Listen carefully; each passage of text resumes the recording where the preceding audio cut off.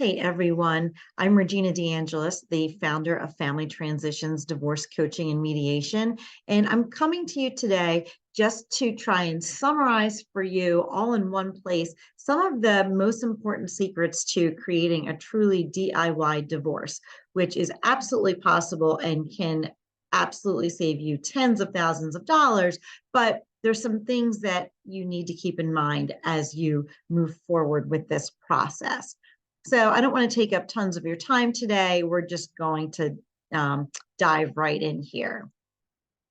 All right, so let me introduce myself in a little bit more detail so you can see that I'm really not that much different than you, right? I was married 15 years. I have three beautiful children. And after 15 years, my ex-husband now and I decided to go our separate ways. And I will be honest, I was sort of the driving force behind that decision for lots of reasons. So if you're in my Facebook group, I share a lot more about that and about my personal story, but I can very much relate to the fear and overwhelm that everyone goes through when they first contemplate divorce, when that first even pops into your mind, right? So unfortunately, though, for me, is that when we decided to go through this process, my spouse was very much black and white, like, no, you want a divorce, and we are going to follow the old divorce playbook, which is, you know, sliding backwards into shame and blame shifting, and which one of us is going to be the victim in this situation, which one is the villain. And obviously, I was not on board with any of that. But what happens is when you go into the system, it doesn't really matter what you're saying. If one of you wants to go down that traditional path, the other one is very much stuck, because there's the only way you can avoid that traditional path is if there is an agreement to do so. And more people, I think, are intuitively knowing that staying out of the system is best for everyone. It costs less money. It maintains control for you over your process. And to the extent that you are able to reach any decisions on your own, you are absolutely saving yourself tons and tons of money. So after going through all that myself, and after being a divorce attorney for 18 years in the traditional system, I created Family Transitions, and it's been such a blessing for myself. I think a lot of my clients feel like it's been a blessing in their life, which is super important to me also. But now I really get to feel like I'm helping people figure out their next steps in a way that's really emotionally healthy for their entire family. And really, the most important thing to me is that it spares their children some of the incredible stress and trauma that comes along with a traditional divorce process. So let's dive right in here. I mentioned that I'm saving, you would be saving thousands and thousands of dollars if you avoid the system and do a DIY divorce. And that is absolutely true. Ask any of your friends who have been through divorce. The average divorce in this country costs $30,000. And that is one where you don't actually go into court, where you don't have a judge figuring out anything for you, but you're negotiating between two attorneys, right?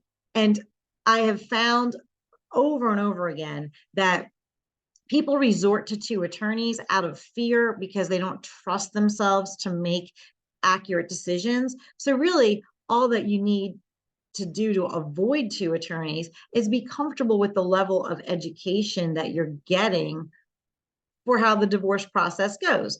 And I'll go through a little bit of that with you here to give you a primer for sure. And then you guys can probably Google a lot. And if there's still questions, then obviously you reach out to someone like me or someone that you trust to give you some, deeper level information if you feel like you need it. So the first secret that is so important in any divorce process, not just a DIY divorce. But any divorce process where you're really trying to create a family transition is that you have to shift your mindset. You have to absolutely be willing to shift your mindset from what I talked about from my experience, where it was like, whose fault is this going to be? And making sure that, you're not internalizing any blame for the failure of the marriage. And failure in and of itself is a word that I don't think should be part of the vocabulary. So you've really got to believe that it's time to change the paradigm and even the conversation around how divorce goes. And this is really important because in any divorce, when your spouse is telling you, I think it's time that we get divorced, whatever, old-fashioned language that they're using, it throws you down into the bottom of this pyramid, which is physiological attack. Like, you're needing to make sure that your basic needs are met. And this is what is that typical fight or flight response. So just your spouse saying they want a divorce makes you feel like you're literally under attack. Your body reacts the exact same way. And from that place of true fear and actual terror and overwhelm, you cannot think rationally. You cannot exert compassion or empathy for anyone else because you are in true survival mode. So in shifting your mindset, you have to actually shift the conversation and be talking about, hey, we're going to figure out our next steps. We are going to try and create something new that's healthier for everyone. Try to even avoid the word divorce because it's so incredibly toxic. But what you'll find is if you approach the idea of divorce from this shift to, from divorce, we're going to shift to figuring out our next steps, figuring out how to transition into two households in a way that makes financial sense for us right now, or maybe it's in 6 months, whatever, but we're going to figure it out in a way that leaves us both financially secure. That really puts you in this place of safety. And then feeling like you're working together actually increases the feelings of love and esteem that you really have for yourself. Maybe not love for your spouse, but certainly belonging in this family unit, which we are just transitioning from a traditional, family unit to something that's more 21st century, so to speak. So you have to keep in mind from the very beginning that you're doing everything you can to stay out of this fight or flight or freeze response. There's a third F in there that people don't talk about very much.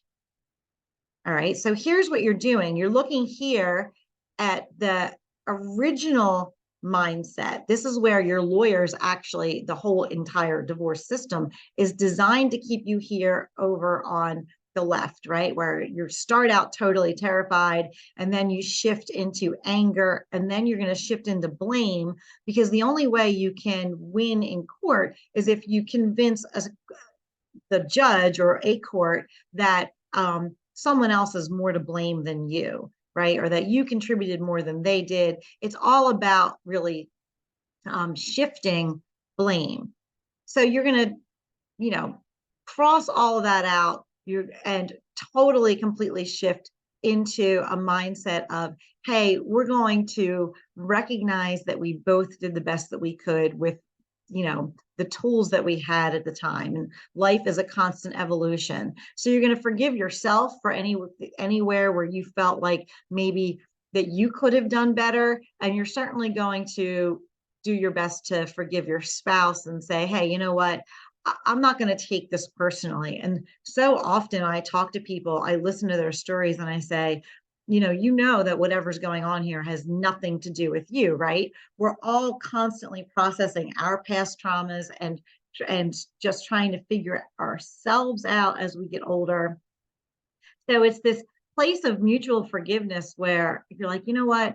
We can't go back and change the past, but we can control what the future looks like. So we're going to move forward with compassion for the fear that we both would be facing if we weren't really trying to do this in a way that is as calm as possible for our family. So we're going to be compassionate for each other's fears and insecurities. And then when you feel that happening, you can start literally shifting into gratitude. And that gratitude is often really small at the beginning, right? It's just baby steps.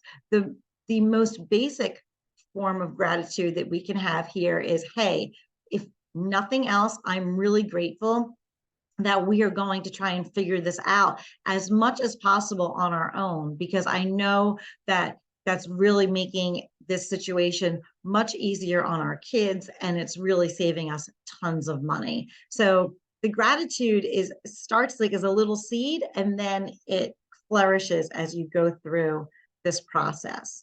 All right, so we're going to shift our mindset into something that's much more 21st century. Then the second secret to doing this yourself, or getting as far as you can down the road, is simply understanding the process, right? When you talk about the fear that happens in that first secret, the fear comes from the unknown. It's the unknown of, what does divorce even look like? I hear all kinds of crazy things, that people have these preconceived notions from TV, really. Like some of the biggest ones are, can I leave the house, or am I abandoning it? And like, no, that's not a thing. Abandoning is not a thing. And if someone decides to leave the house, it's doesn't impact their financial right to it. So no one's getting hurt financially by one person leaving. I do usually think that whether or not you're working with me in my full program, or you're trying to create a DIY divorce, I do think it's much better financially if you can obviously stay in the same house a little bit longer. Usually in the 3-month range is kind of the sweet spot where people feel like, okay, well, we can't take this anymore. We got to get out. But also during those 3 months, from the time you start the process to the time you're in separate households, you can really evaluate your options, come to some bigger financial decisions, so that you're not moving out in a high pressure situation, that you're able to actually plan for what this is going to look like and trigger some other things when you move out. Like, when we move out, we'll close the joint bank accounts. When we move out, we'll start paying child support. So that date sort of, once you have that identified, things sort of fall in place behind it, right? So that's just a quick example of understanding the process. I'm going to lay this out for you in a little bit more detail, and I'll spend a little bit more time here for you, right? So the traditional divorce process breaks down into 3 very distinct categories, and every court looks at these as 3 separate things. In a DIY divorce, you can really look at it holistically and kind of make all of these pieces fit together better. But we're going to talk about the traditional process, so you understand what you would be dealing with. So the first part is equitable distribution. And in some states, they call that, it's a community property division. But equitable distribution or community property, we're talking about distributing the marital assets. So anything that you guys have acquired during the marriage. And then the second piece is support, and that is obviously child support, but also would include an analysis of, hey, is there any money here for alimony? Am I entitled to alimony? What's involved in all of that? So it's spousal support, alimony, spousal maintenance. All 3 of those things are synonyms, essentially. And then obviously the last big focus of the traditional divorce process is a custody arrangement. And I even think the word custody is completely outdated. Some states have switched to shared residency. So much of everything that we do in family court is antiquated and comes really from the turn of the 19th century, like the 1800s, 1900s. We're still operating in an ancient system that doesn't really fit the 21st century. What year is it now? All right, so here's how it goes. And this is why divorce gets so expensive. If you then look at each one of those big categories individually, it gets broken down even further. And at each step of this, there could be a separate court proceeding. There is certainly a separate expectation that you're going to go through a full exchange of documents and all of this, and it takes much, much longer and cost unnecessary money. And I say unnecessary because if I show people like, hey, to figure out your distribution of assets, you really need to like total up your assets, which for most people is a house and a retirement account, maybe a couple. And so most families in the United States are really operating within the same asset picture. It's like, we've got a house, we've got a couple retirement accounts. We might have some 529 or college savings accounts. Some cases, you're going to have a vacation home. So you might have two houses. It doesn't really matter. It's the exact same analysis. You're totaling them all up. And then you're going to subtract the liabilities, which for most people is credit cards. The mortgages don't come out of the liability section because you take that into consideration when you come up with the value of the house. So it's really pretty straightforward. And most families can be like, oh, well, it's a math game. We can do the math, right? And then when you get into support in the traditional system, it does get more complicated. Again, much more time consuming, because even so, equitable distribution, that would be one area of focus for the court, actual separate court proceedings. And then you get into support, and it's actually like separate documents need to be filed. It's a separate process through the court. So you can imagine, like, this is getting very expensive very fast. Even if you're negotiating everything, your lawyers are always going to say, hey, you should file your child support complaint because you want to make sure, in case we can't reach an agreement, that you have that date like hanging out there. That's not the end of the world, but it becomes very expensive. So child support, you can run your guidelines. Every state has a free calculator. And again, like, this is the sort of stuff, if you're doing a DIY divorce, you can Google some of this and you're going to see the guidelines are going to come up for your state. You plug in your income. And then once you get that base amount, most places they have you add on top of that extracurricular activities. Then once you do that, you've got to figure out if there's any money left over for alimony or spousal support. And this can be a little bit more complicated, but again, nothing that you could not read and decipher on your own. And to the extent that we're insecure about that, then there's people like me, or you pay for a one-time consult with an attorney. Then for custody, same, here we go again. It's a multi-step process. Even in some places, the support has a court-ordered mediation before you would ever get to a hearing.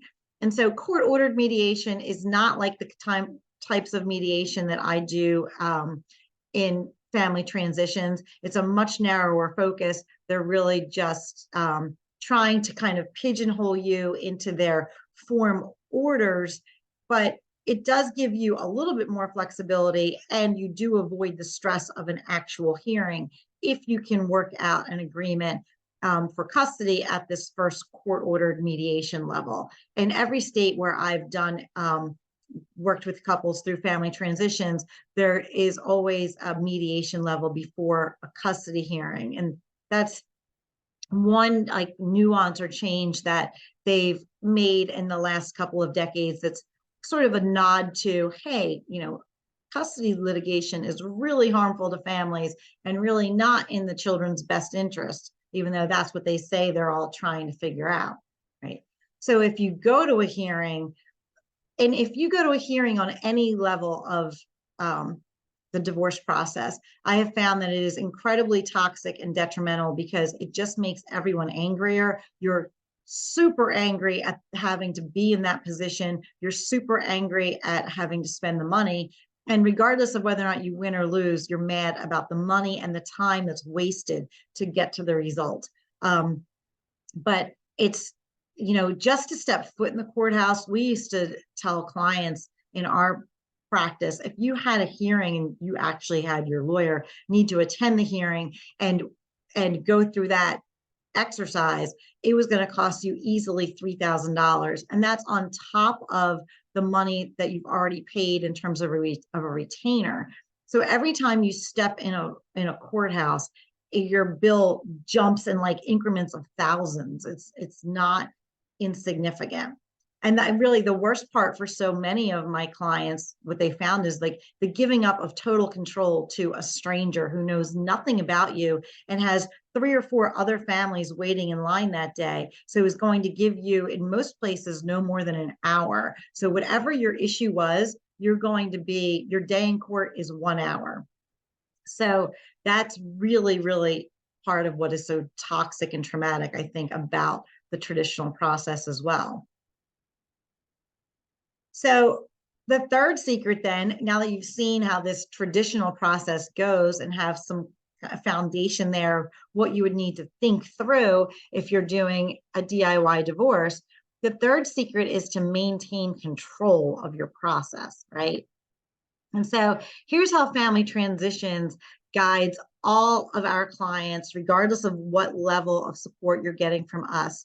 But for Family Transitions, it's all about maintaining control so that you are reducing stress, reducing the cost, and then you're very much reducing the long-term trauma on your family.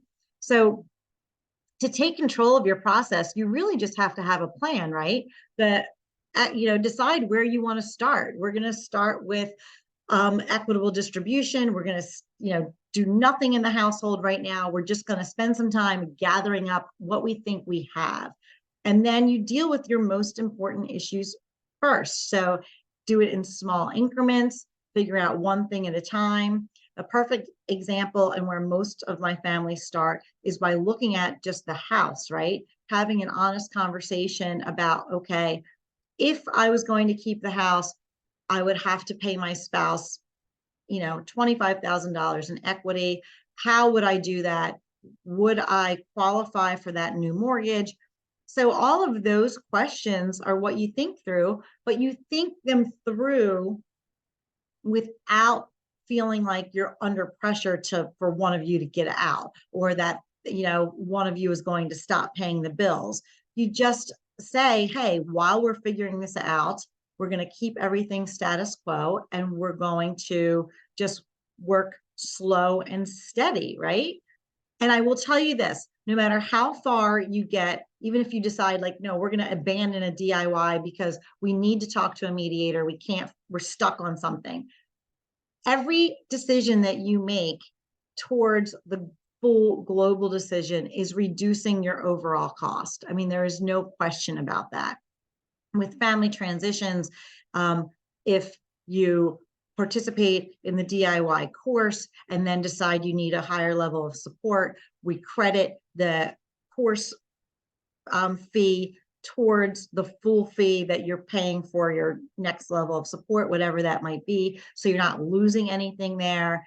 There's also, the way Family Transitions works, you might be able to do a faster program, which means you wouldn't need my full comprehensive program. So every decision is saving you money. And it's also reducing the stress, because it's kind of like one thing checked off the list that is going to get translated into a full enforceable legal contract at the end. And really the most important part of all of this, of like working through it in a DIY manner, even if you do need mediation support at some point, is reducing the trauma for everyone, because it is the stress of everything that I discussed in the traditional process, with the incredible time involved, the incredible, it's intimidating, the intimidation factor of getting letters from your lawyer asking you to turn over all of this stuff in a timely fashion. Like everything comes with a threat when you're working through the courthouse. And that's just, all of those threats are literally built into the system. It's not your spouse's fault. And that's really the problem when people say, oh no, I'm getting a lawyer.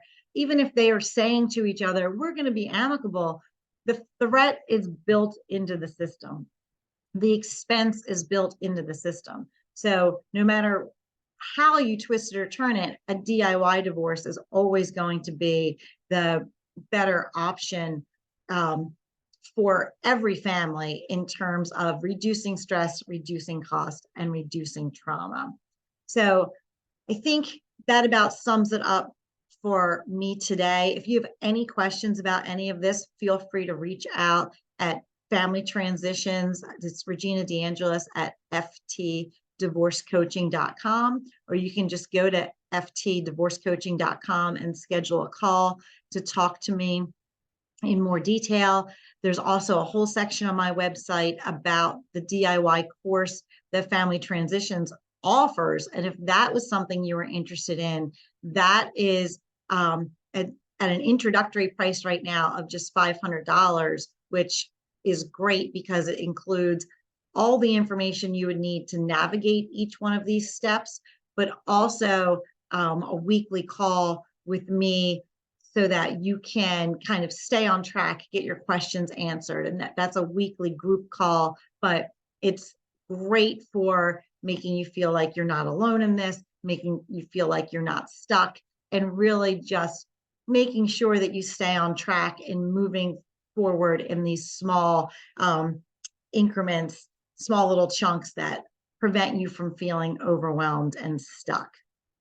So it's always my pleasure to talk to you guys and bring you some of this information. I hope you find it helpful, and please do not hesitate to reach out if I can be of any assistance to you and your families. Thanks so much.